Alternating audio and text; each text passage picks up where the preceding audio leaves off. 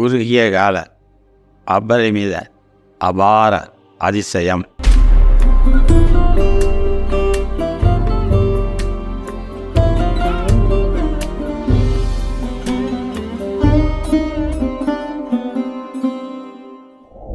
இப்ராஹிம் லோடி, லோடி அரச பரம்பரையின் மாமன்னர் சிக்கந்தர் லோடியின் மகன். 1517 மன்னர் ஆனார்.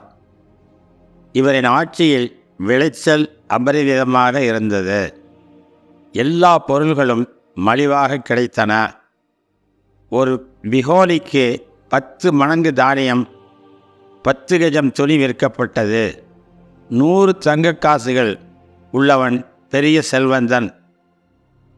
குறுகிய காலத்தில் 9 ஆண்டுகளே ஆட்சி செய்த இப்ராஹிம் லோடியின் ஆட்சியில் செல்வம் செழித்தது. மக்கள் கொழித்தனர். செல்வந்தர்களாக சொகுசாக வாழ்ந்தனர்.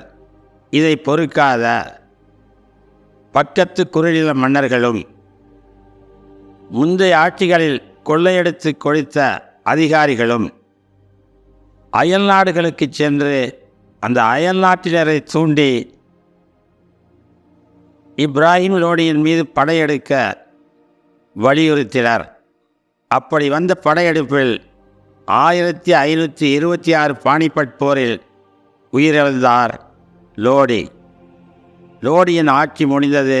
முகலாய ஆட்சி துவங்கியது. இவ்வளவு சீரும் சிறப்புமிக்க இப்ராஹிம் லோடியின் ஆட்சியின் பெருமை நேராக சொல்லப்படவில்லை.